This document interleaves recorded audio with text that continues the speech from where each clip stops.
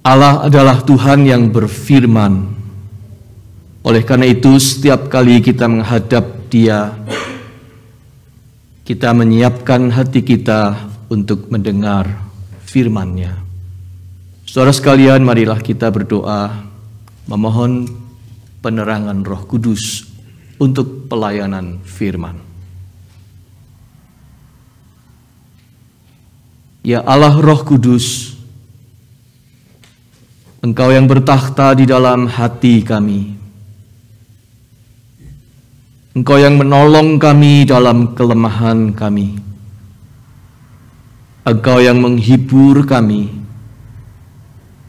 Engkau yang mengajar kami.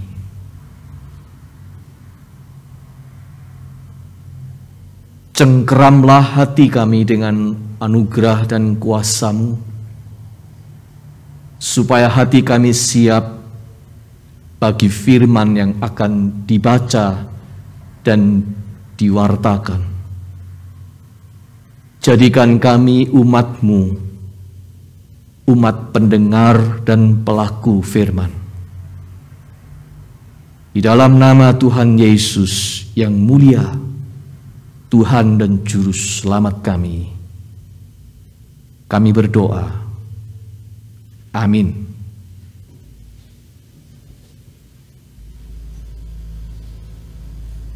Saudara-saudara, kita akan membaca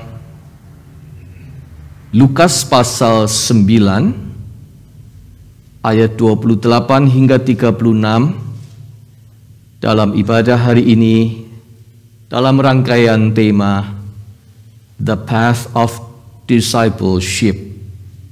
Mari kita bangkit berdiri.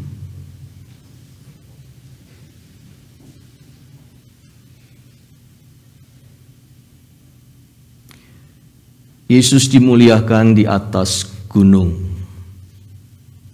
Kira-kira 8 hari sesudah segala pengajaran itu, Yesus membawa Petrus, Yohanes, dan Yakobus lalu naik ke atas gunung untuk berdoa. Ketika ia sedang berdoa, rupa wajahnya berubah dan pakaiannya menjadi putih berkilau-kilauan. Dan tampaklah 2 orang berbicara dengan dia, yaitu Musa dan Elia. Keduanya menampakkan diri dalam kemuliaan dan berbicara tentang tujuan kepergiannya yang akan digenapinya di Yerusalem. Sementara itu, Petrus dan teman-temannya telah tertidur, dan ketika mereka terbangun, mereka melihat Yesus dalam kemuliaannya dan kedua orang yang berdiri di dekatnya itu. Dan ketika kedua orang itu hendak meninggalkan Yesus, Petrus berkata kepadanya, "Guru, betapa bahagianya kami berada di tempat ini. Baiklah kami dirikan sekarang 3 kemah, 1 untuk engkau, 1 untuk Musa, dan 1 untuk Elia." Tetapi Petrus tidak tahu apa yang dikatakannya itu. Sementara ia berkata demikian, datanglah awan menaungi mereka. Dan ketika mereka masuk ke dalam awan itu, takutlah mereka. Maka terdengarlah suara dari dalam awan itu yang berkata, "Inilah anakku yang kupilih, dengarkanlah dia."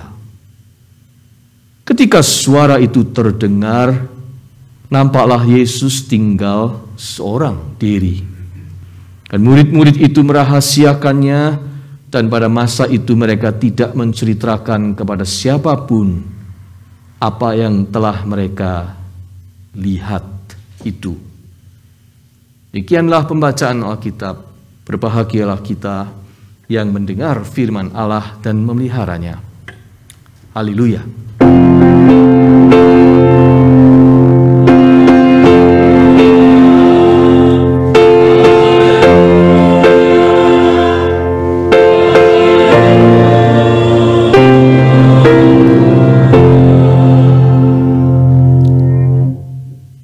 Jemaat, silahkan duduk kembali.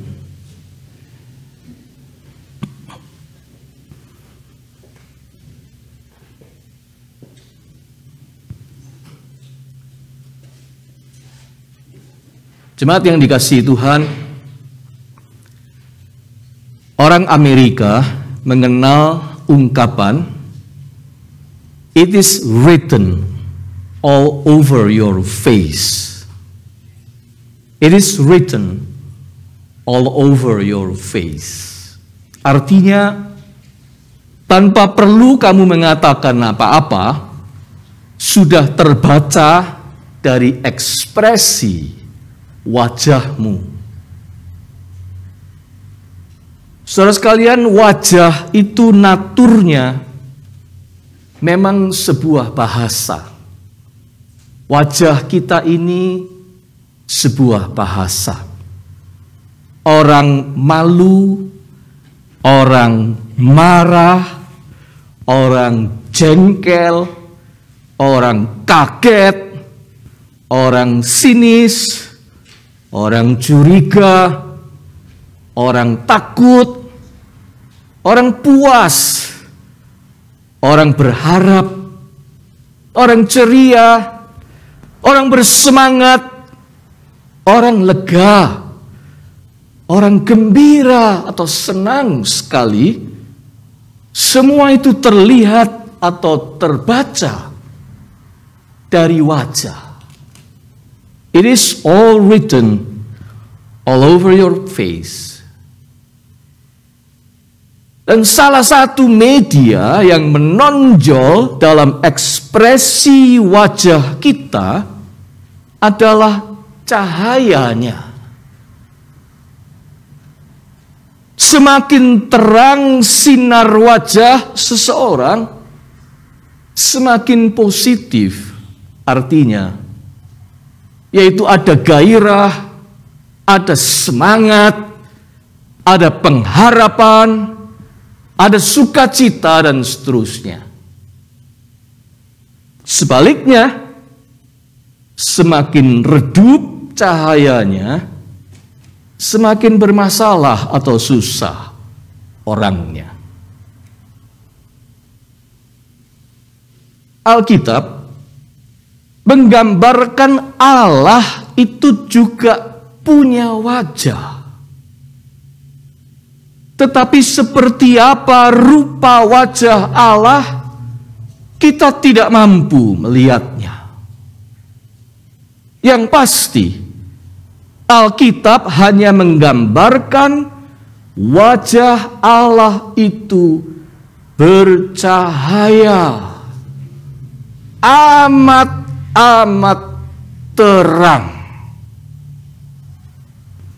Sehingga para imam di zaman Perjanjian Lama, kalau mengucapkan berkat kepada umat, menyebut begini: Tuhan menyinari engkau dengan wajahnya dan memberi engkau kasih karunia. Tuhan menyinari engkau dengan wajahnya. Wajah Tuhan itu memancarkan cahaya, extravagantly wonderful, shiny. Bahkan bukan cuma wajah melainkan Tuhan itu digambarkan berbusana atau berpakaiankan cahaya. Bukan cuma wajahnya bercahaya, tetapi busananya bercahaya. Seperti yang dikatakan oleh pemazmur dalam Mazmur 104 ayat 1 dan 2. Engkau sangat besar, engkau yang berpakaian keagungan dan semarak, yang berselimutkan terang seperti kain. Jadi kain jubahnya Tuhan itu cahaya. Saudara sekalian, cerita yang kita baca hari ini adalah tentang perubahan bentuk, metamorfoo dalam bahasa Yunaninya. Perubahan bentuk yang terjadi pada Yesus di puncak sebuah gunung atau bukit yang sering diidentifikasi sebagai Gunung Tabor. Biasanya semua orang yang pergi ke Israel, tur ke Israel akan singgah di Gunung Tabor. Perubahan itu perubahan sejenak, tetapi radikal pada wajah dan pakaiannya. Perhatikan Lukas mencatat begini, ayat 29. Rupa wajahnya berubah dan pakaiannya menjadi putih berkilau-kilauan. Dalam cerita paralelnya, Injil Markus menulis begini. Lalu Yesus berubah rupa di depan mata mereka, dan pakaiannya sangat putih berkilat-kilat. Tidak ada seorang pun di dunia yang dapat menggelantang pakaian seperti itu. Markus 9 ayat 2 dan 3. Injil Matius lebih lugas lagi. Wajahnya bercahaya seperti matahari, dan pakaiannya menjadi putih bersinar seperti terang. Matius 17 ayat 2. Singkat kata, ketika Injil hendak mengatakan waktu itu wajah dan busana Yesus bercahaya amat sangat terang. Peristiwa perubahan wujud Yesus sejenak ini dinamai atau dikenal sebagai transfigurasi. Perubahan bentuk. Hari ini, minggu sebelum Rabu Abu dan sebelum minggu Prapaskah pertama, which is minggu depan, hari ini disebut sebagai Minggu Transfigurasi, Sunday of Transfiguration. Anda lihat warna liturgi hari ini berubah menjadi putih, bukan?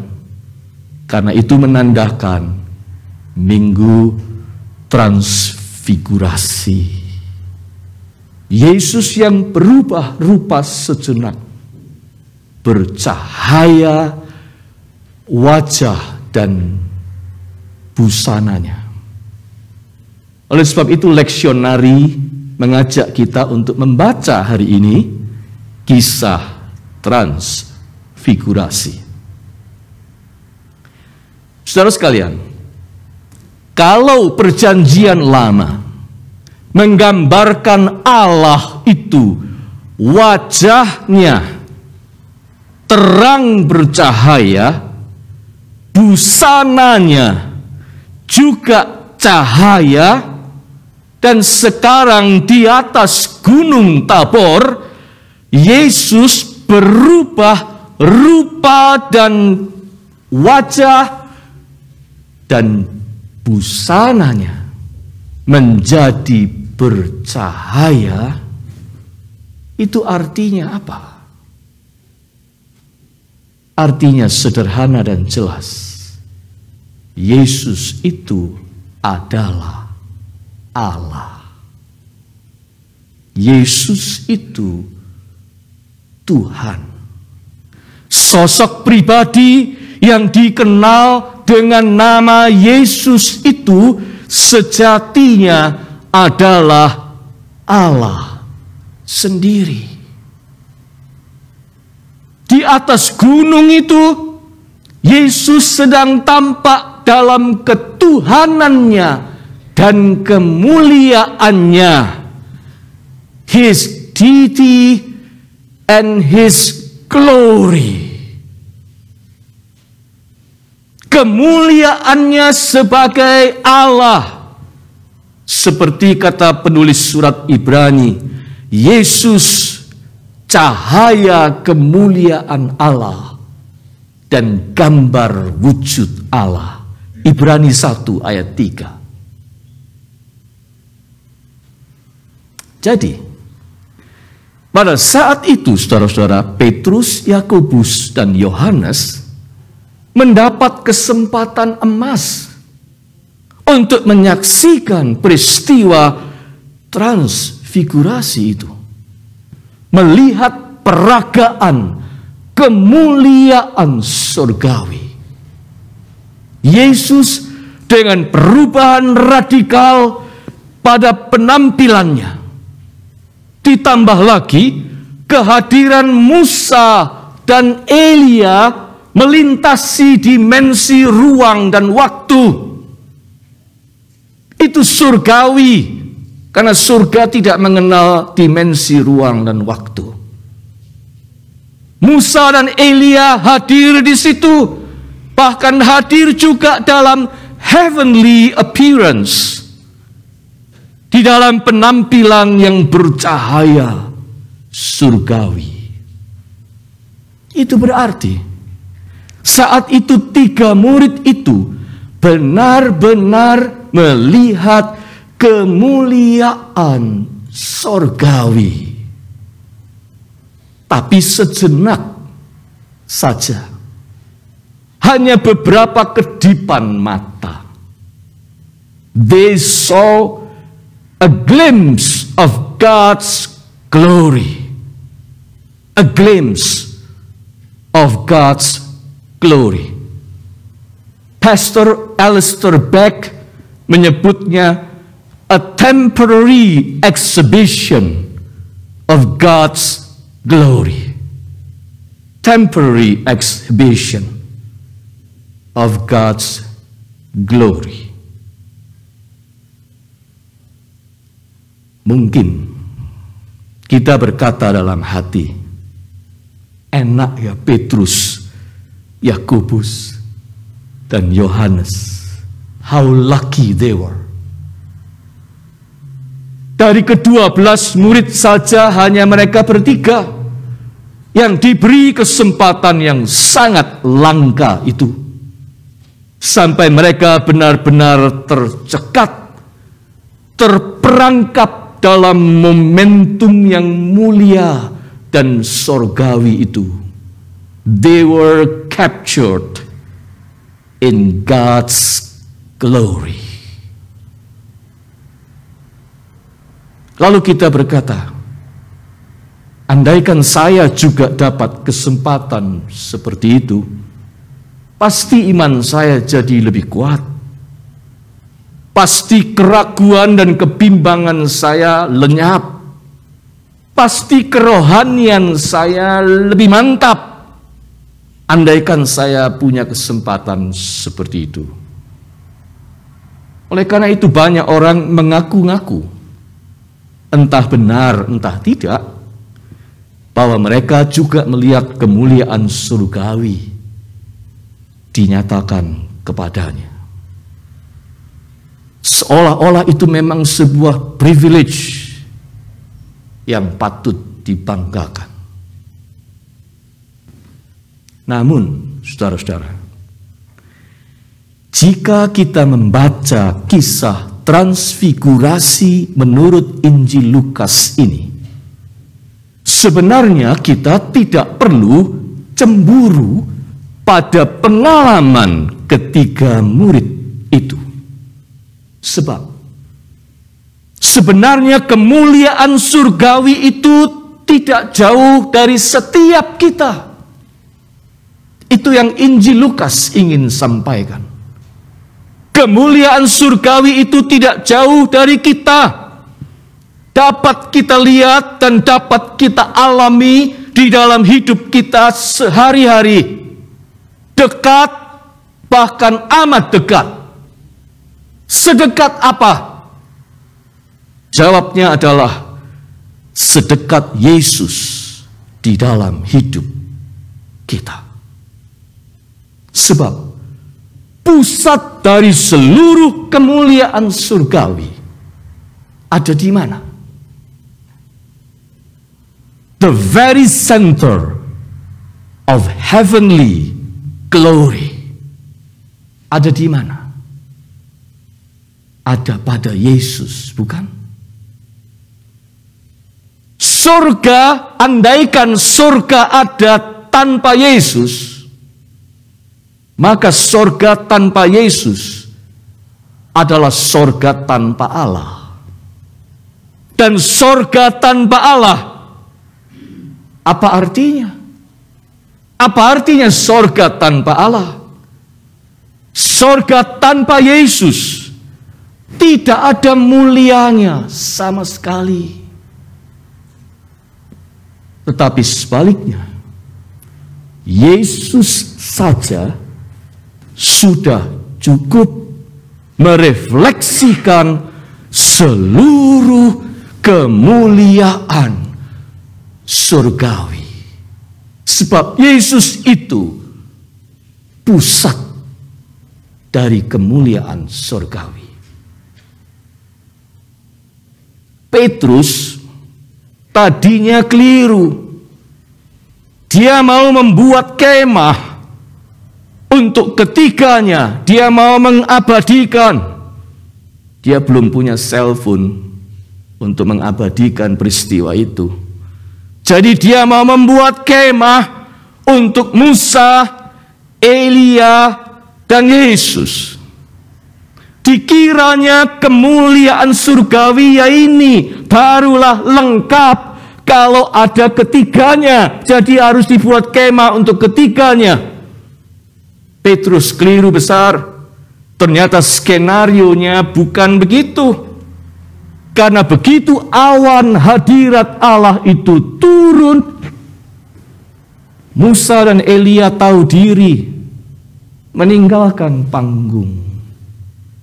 Lalu terdengar suara dari awan itu berkata, "Inilah anakku yang kupilih, dengarkanlah dia." Ayat 33 dan 3-35. Dengarkanlah dia. Siapa dia itu? Yesus. Dan sesudah itu memang hanya ada Yesus di situ. Just Jesus. Jesus only. Listen to him. Listen to Jesus. Lukas ingin mengatakan kemuliaan surgawi itu pada Yesus saja cukup. Dialah pusat dari semua kemuliaan surgawi. Jadi kalau ada Yesus di dalam hidupmu, maka kemuliaan surgawi itu dekat padamu. Saudara sekalian, memang kita ini semua masih hidup di dunia, pasti. Tetapi pada saat-saat tertentu Tuhan itu mengizinkan kemuliaan surgawi menyapa, mengunjungi, atau singgah di dalam hidup kita barang sejenak sebagai a glimpse of God's glory. Ya, dalam hidup sehari-hari ini kita bisa melihat a glimpse of God's glory. Kapan itu? Pertanyaan kita. Kapan kita bisa melihat a glimpse of God's glory dalam hidup kita? Mari kita kembali pada cerita Injil Lukas ini. Pertama-tama, perhatikanlah. Lukas memberi catatan penting yang tidak disebut secara spesifik dalam kedua Injil yang lain, yaitu kapan tepatnya peristiwa transfigurasi itu mulai berlangsung. Perhatikan ayat 28-29. Yesus membawa Petrus, Yohanes, dan Yakobus lalu naik ke atas gunung untuk berdoa. Ketika ia sedang berdoa, rupa wajahnya berubah dan pakaiannya menjadi putih berkilau-kilauan. Ketika sedang berdoa, artinya kemuliaan Allah itu berkunjung dalam hidup kita, erat hubungannya dengan berdoa. Sorga itu melawat kita ketika kita sedang berdoa. Jangan remehkan itu. Lukas itu penginjil yang mengungkapkan kedalaman arti doa di seluruh Injilnya, juga di Kisah Para Rasul. Ketika hati kita terbuka bagi Yesus dan campur tangan Yesus di dalam hidup kita, sesuatu terjadi.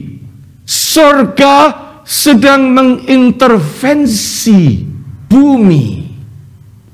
Itu yang ingin dikatakan Lukas.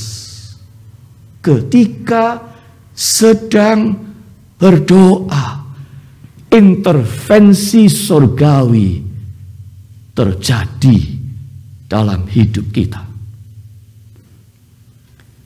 Kitab Wahyu, mari kita mengintip sejenak pada kitab Wahyu. Kitab yang paling banyak menggambarkan sorga kepada kita. Kitab Wahyu menggambarkan dengan indahnya apa yang terjadi ketika kita berdoa di bumi ini. Di pasal 8 ayat 1 sampai dengan 5, kitab Wahyu menggambarkan begini. Ketika doa orang-orang kudus atau umat Tuhan itu dipanjatkan, sorga yang hingar-bingar dengan suara puji-pujian itu tiba-tiba pause sejenak. Sorga menjadi sunyi senyap. Ketika doa dipanjatkan, sorga itu pause, sunyi senyap. Sebab malaikat sedang membawa doa-doa itu ke hadapan takhta Allah. Dan sesudah itu, malaikat mengambil api dari mezbah atau altar yang membawa doa itu sampai ke hadirat Allah. Lalu api dari mezbah itu dilemparkannya ke bumi. Dan di bumi terjadi ledakan bunyi yang terdengar dahsyat. Itu visi yang didapat oleh Yohanes di Pulau Patmos dalam kitab Wahyu. Sesuatu terjadi ketika doa itu naik ke hadirat Allah. Sesuatu terjadi di bumi. Saudara, gambaran kitab Wahyu ini punya dua arti. Pertama, doa kita mendapat perhatian istimewa di sorga. Sampai-sampai sorga itu pause sejenak. Berhenti sejenak. Kalau ada seorang ayah main piano, main sekali dan mainkan lagu yang indah. Terus anak kecil, anaknya datang, panggil, "Papa, Papa." Dia main terus saja. Apa artinya itu? Tapi kalau sebaliknya, dia main piano, musik yang indah. Tiba-tiba anak kecil datang, anaknya datang, "Papa, Papa." Dek! Dia berhenti. Apa nak? Apa artinya? Kira-kira seperti itu. Ketika doa dipanjatkan, sorga itu pause sejenak. Karena doa kita mendapat perhatian istimewa di hadapan Allah. Itu yang pertama. Yang kedua adalah, saudara-saudara, ketika kita itu berdoa, surga itu melawat bumi ini. Sebagai respon sebaliknya, dari arah sebaliknya, sorga itu mengunjungi bumi. Sesuatu terjadi. A glimpse of God's glory. Pertanyaannya, gantian waktu surga itu mengunjungi bumi, kita pause atau tidak?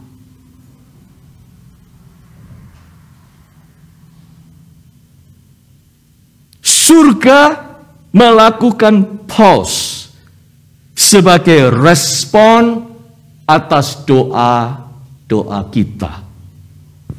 Sebaliknya, di bumi kita perlu memberikan respons pause juga. Terhadap apa? Ayat 35 berkata, "Maka terdengarlah suara dari dalam awan itu yang berkata, 'Inilah anakku yang kupilih, dengarkanlah dia.'" Listen to him. Di bumi ini kita perlu pause untuk mendengarkan dia. Mendengarkan Yesus. Mendengarkan dia mengajar. Mendengarkan dia berfirman. Kalau surga itu pause mendengar doa kita, kita perlu pause di bumi mendengar firman Tuhan. Oleh karena itu, di pembukaan cerita ini, Lukas sudah memberikan introduksi yang jelas. Kira-kira 8 hari sesudah segala pengajaran itu, ayat 28, itu menghantar semua cerita transfigurasi. Kira-kira 8 hari sesudah segala pengajaran itu. Artinya apa? Sebenarnya Yesus sudah mengajak murid-muridnya untuk pause 8 hari untuk menyerap segala pengajarannya kepada mereka. Listen to him. Yesus sudah mengajak mereka untuk pause dulu 8 hari menyerap firman-Nya. Tapi rupanya itu tidak terjadi pada murid-murid. Sekarang, dalam peristiwa transfigurasi, Allah Bapa sendiri menegaskan kepada mereka, pause, listen to Him. Dengarkanlah Dia. Anda lihat, Lukas dengan jelas sebenarnya mengemukakan dua kebenaran ini. Ketika kita berdoa, sorga itu pause, mendengar doa kita. Malaikat menghantarnya ke hadirat Allah. Sebaliknya ketika Allah atau surga mengunjungi bumi, kita perlu pause untuk mendengarkan perkataan Tuhan. Berdoa dan mendengarkan firman itu sepasang aktivitas rohani yang sungguh tidak terpisahkan. Berdoa dan mendengarkan firman Tuhan itu ibarat dua jalur rel kereta api yang mengusung a glimpse of God's glory yang sedang mengunjungi kita. Kemuliaan Allah itu mengunjungi kita seperti kereta api. Tapi kereta api itu butuh rel. Dan sepasang relnya adalah berdoa dan mendengarkan firman. Tidak bisa salah satu. Apalagi tidak ada dua-duanya. Harus ada keduanya menjadi sepasang. Saudara sekalian, Corrie ten Boom adalah salah satu teladan murid Yesus yang membuktikan kebenaran ini. Kebenaran tentang doa dan mendengarkan firman. Karena ketahuan menyembunyikan orang-orang Yahudi di rumahnya, Corrie bersama keluarganya ikut dimasukkan ke dalam kamp konsentrasi tentara Nazi di masa Perang Dunia Kedua. Walaupun mereka bukan orang Yahudi, mereka itu orang Belanda. Tetapi karena menyembunyikan orang Yahudi di rumahnya, mereka akhirnya ditangkap dan ikut dimasukkan dalam kamp konsentrasi. Dari seluruh anggota keluarganya, hanya Corrie sendiri yang survive sampai saat dirinya dibebaskan. Ia adalah saksi hidup dari kebiadaban dan kekejaman rezim Nazi, serta saksi hidup pula bagi penderitaan kaum Yahudi di 3 kamp konsentrasi di negerinya, di Belanda. Di dalam pengalamannya, baik pada waktu masih di dalam kamp konsentrasi, maupun sesudah dia bebas dan dia pergi ke banyak negara untuk menceritakan pengalamannya, dia menghadapi semua bahaya dan kesulitan dengan memanjatkan doa, disertai ketekunan mempelajari firman Tuhan. Bahkan Corrie menggabungkan keduanya, menjadikan firman Tuhan itu menjadi doanya. Istilahnya praying God's word. Dia melakukan sebuah tindakan spiritual yang disebut praying God's word. Dia membuat pengenalannya terhadap firman Allah itu menuntun bagaimana dia berdoa. Praying God's word. Karena dia menghidupi keduanya. Saudara sekalian, suatu kali ketika Corrie masih di dalam kamp konsentrasi, dia menceritakan pengalamannya. Dia menyembunyikan satu Alkitab kecil untuk dibacanya setiap hari.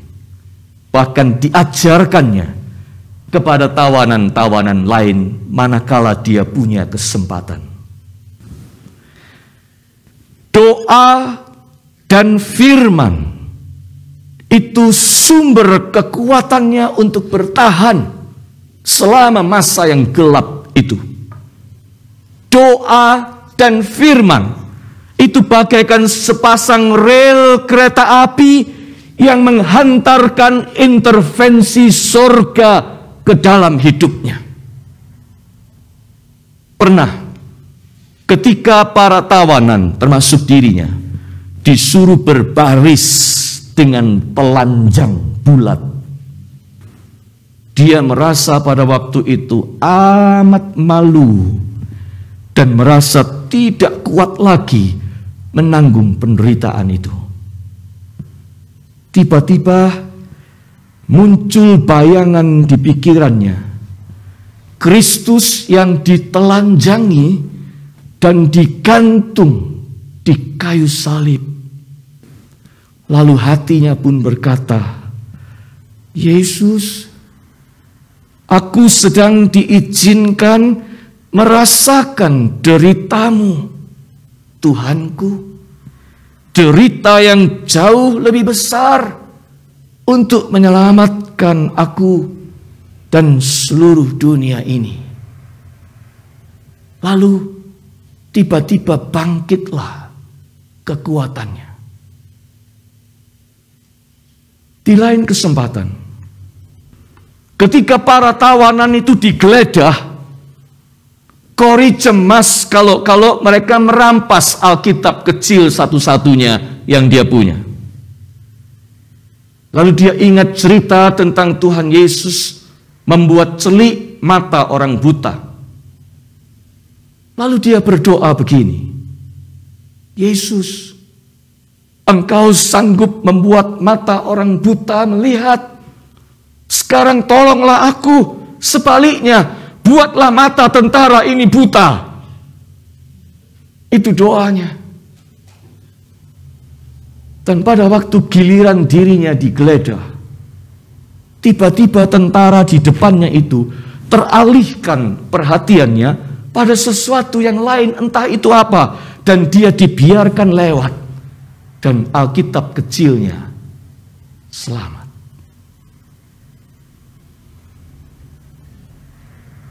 Setelah dirinya bebas, pernah sehabis memberikan kesaksian di sebuah gereja di Jerman, selesai itu seorang pria mendatanginya. Lalu dia terkejut karena dia segera mengenalinya sebagai tentara Nazi yang dulu menyiksa kakaknya, Betsy ten Boom, yang sakit parah di dalam kamp konsentrasi itu dan akhirnya meninggal. Tentara itu yang menyiksa kakak yang dicintainya. Seketika amarah dan dendamnya membara. Pria itu maju makin dekat, lalu menceritakan bahwa dia sudah bertobat dan sekarang menjadi seorang Kristen. Dan dia mendengar Corrie akan bersaksi di gereja ini, dia sengaja datang untuk meminta maaf sambil mengulurkan tangannya. Corrie terdiam, hatinya bergejolak. Lalu dia segera menyebut dalam doanya nama Yesus. Dia mengaku ia tidak bisa mengampuni orang itu. Yesus, no, aku tidak bisa mengampuni orang ini. Tiba-tiba sebuah kutipan ayat firman Tuhan terbayang di benaknya.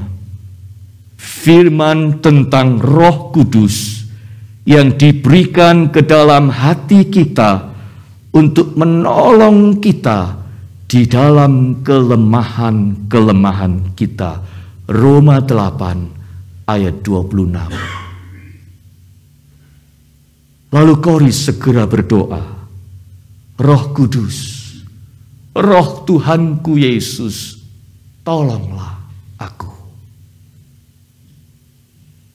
Entah bagaimana, tiba-tiba saudara-saudara dia merasakan damai yang luar biasa memenuhi hatinya. Dan damai itu begitu kuatnya sehingga mengusir semua amarah dan dendam yang dia rasakan. Dan membuatnya kuat untuk menyambut tangan pria itu sambil berkata, aku mengampunimu.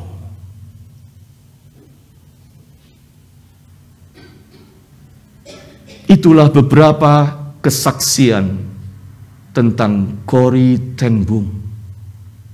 Orang yang hidup dengan sepasang rel doa dan firman yang terpasang kokoh di dalam hidupnya dan memberi jalan bagi kemuliaan Allah untuk melawat dan mengunjunginya. Hidup Corrie tertuju pada Yesus. Dia mencari Yesus kapanpun ia membutuhkan. Dia memuliakan Yesus. Dan dia mendengarkan Yesus. Yesus dan Yesus cukup. Yesus saja. Dan itulah sumber kekuatannya di dalam hidupnya yang keras itu. Seperti yang selalu dikatakannya ketika dia berceramah. Look around and be distressed. Look within and be depressed. Look at Jesus and be at rest. Itulah prinsip hidup Corrie ten Boom. Kalau Anda melihat sekeliling, Anda akan dibuat menjadi tertekan, stres. Kalau Anda melihat ke dalam, Anda juga akan makin merasakan tekanannya, depresinya, karena hidup ini memang tidak mudah. Oleh karena itu, lihat satu saja. Look at Jesus and be at rest. Saudara sekalian, ketika kita berdoa, surga memberi perhatian penuh. Pause. Tetapi ketika Tuhan berfirman, giliran kita seharusnya pause, memberi perhatian penuh. Apabila sepasang rel ini doa dan mendengarkan firman terpasang kokoh di dalam diri dan hidup kita, oh itu kita seperti menyediakan jalur transportasi bagi kereta api kemuliaan Tuhan untuk melawat kita, sehingga membuat kita bisa pause sejenak, captured for a moment, karena menyaksikan a glimpse of God's glory. Dan itulah yang dialami dalam hidup Corrie ten Boom. Berulang kali Di semua kesempatan ia melihat a glimpse of God's glory. Mengapa? Karena dia punya relnya. Dia hidup dalam doa. Dan dia hidup di dalam mendengarkan firman. Bahkan doanya adalah doa yang berangkat dari pengenalannya akan firman Tuhan. Praying God's word. Saudara sekalian, bukankah ini sebuah pengajaran yang indah yang ingin disampaikan oleh Lukas kepada kita semua? Tidak usah mencemburui pengalaman transfigurasi yang dialami Petrus, Yakobus, dan Yohanes. Sebab pengalaman a glimpse of God's glory itu bisa terjadi pada setiap orang yang percaya dan yang hidupnya tertuju hanya kepada Yesus. Dengan keyakinan ini juga, marilah kita bersama umat Tuhan di seluruh dunia berdoa dalam nama Yesus untuk konflik Ukraina dan Rusia yang sekarang sedang terjadi, supaya terjadi sesuatu di bumi akibat campur tangan dari sorga. Amin.